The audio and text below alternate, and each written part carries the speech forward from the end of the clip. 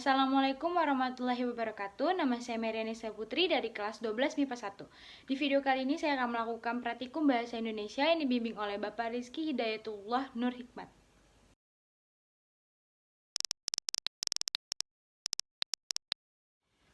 Penolakan terhadap vaksinasi COVID-19 sebetulnya menunjukkan masih kuatnya fenomena anti-vaksin di Indonesia dan juga di dunia secara umum.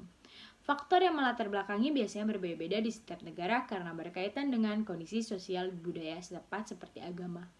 Agama menjadi salah satu alasan penolakan vaksin di Indonesia yang berpendudukan mayoritas muslim. Salah satu alasan penolakan terhadap vaksin di Indonesia adalah kekhawatiran terhadap kehalalan dari kandungan vaksin tersebut. Meskipun demikian, masalah struktural juga mendorong kemunculan gerakan anti-vaksin ini.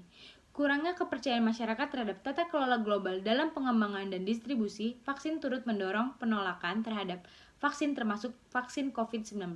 Di Indonesia, sebuah video yang menunjukkan penolakan keras seorang anggota Dewan Perwakilan Rakyat, yaitu Ripka, terhadap vaksinasi COVID-19 menjadi viral hanya beberapa saat setelah Presiden Joko Widodo menerima vaksin pertamanya.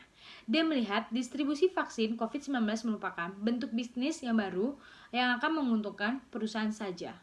Survei yang dilakukan Indikator Politika Indonesia atau IPI menemukan 41% dari 1.200 sampel populasi penduduk enggan menerima vaksin COVID-19. Rinciannya sebanyak 32,1% responden kurang bersedia untuk divaksin dan 8,9% sangat tidak bersedia untuk divaksin. Dalam survei yang diselenggarakan pada 1-3 Februari 2021 ini, ditemukan hanya 15,8% yang sangat bersedia dan 39,1% cukup bersedia divaksin. Sebanyak 4,2% sisanya tak menjawab. Kurangnya kepercayaan terhadap industri farmasi sendiri berakar dari reputasi negatif industri farmasi yang telah dibangun lama. Perusahaan farmasi dituduh sering terlibat dalam banyak kasus seperti penyuapan terhadap tenaga kesehatan dan kurangnya transparansi dalam uji coba klinis vaksin. Kehadiran pemain industri di Dewan Gavi oleh karena itu berisiko semakin menurunnya kepercayaan masyarakat terhadap tata kelola distribusi vaksin global. Keterlibatan Gates Foundation merupakan contoh lain bagaimana kehadiran sektor swasta berkontribusi terhadap munculnya keraguan-keraguan terhadap vaksin dan gerakan anti-vaksin. Jadi, apa pendapat kalian tentang vaksin COVID-19 ini? Apakah kalian bersedia? Apa kalian tidak bersedia?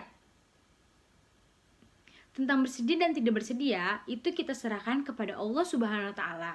Doa kita semoga COVID-19 ini cepat berakhir dan kita bisa hidup seperti normal lagi. Mungkin itu video dari saya, kurang lebihnya mohon maaf. Wassalamualaikum warahmatullahi wabarakatuh.